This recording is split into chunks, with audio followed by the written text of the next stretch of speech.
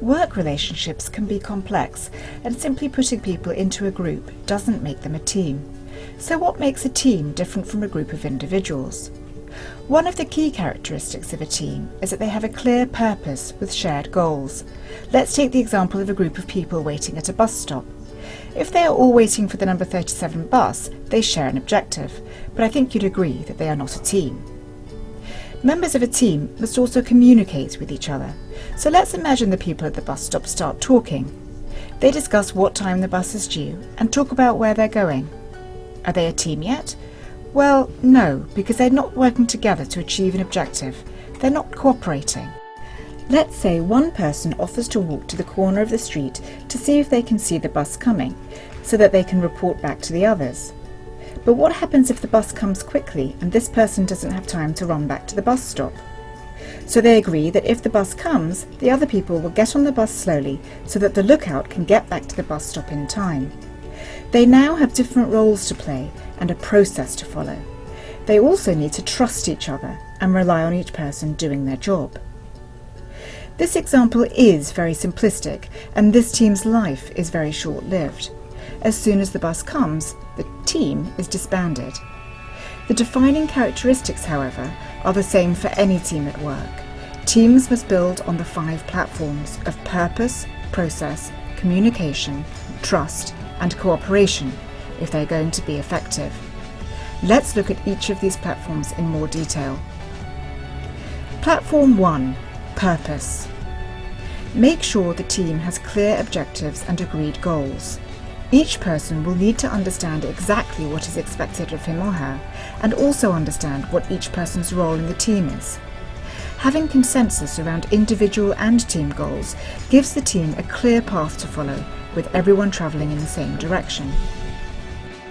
Platform 2. Process.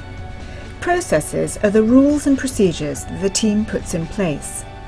Purpose was about what the team does, and process is about how the team does it. The sort of processes the team will need to have in place are the processes for how they will solve problems, how they will make decisions, and how they will resolve conflict.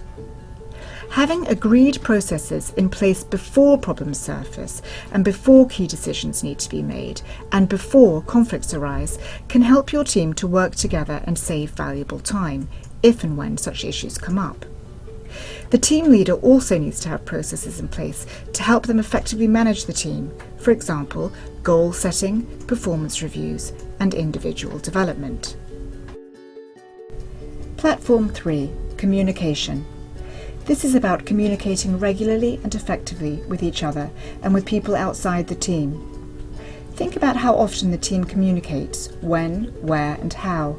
Are people spending more time communicating by email than they are actually talking to each other? Would face-to-face or telephone communication build better relationships and a more cohesive team? Platform 4. Trust. Do team members trust and support each other? How can the team actively build trust? Trust is normally earned through experiencing how another person behaves and works over time. It typically means that you believe in the person's integrity and their capacity to do the right thing in any given situation. Reliably and consistently doing what you say you are going to do is a great way to build trust. Listening to other people's ideas without competing against them, and taking time to open up and expose your own vulnerabilities can also help to engender trust. We tend to trust and be trusted by people who we have a strong relationship with. Platform 5. Cooperation. This is about how the team collaborate with each other to get things done. Teams that collaborate well create synergy and will produce more than a group of individuals. Team members need to stay focused on doing their personal best to achieve team goals, rather than on doing better than other team members. While it is important to identify individual contributions to a team effort, the team should be rewarded as a whole for successes. This promotes an environment where people will be willing to help each other out, recognizing that they are all in it together and working towards a common goal. Teams that cooperate well can also deal constructively with conflict. They see disagreements as an opportunity for creative analysis and improvement.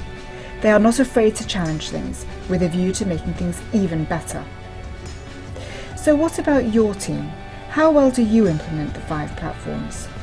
You can complete the TPI, Team Performance Indicator, on the PMSL website.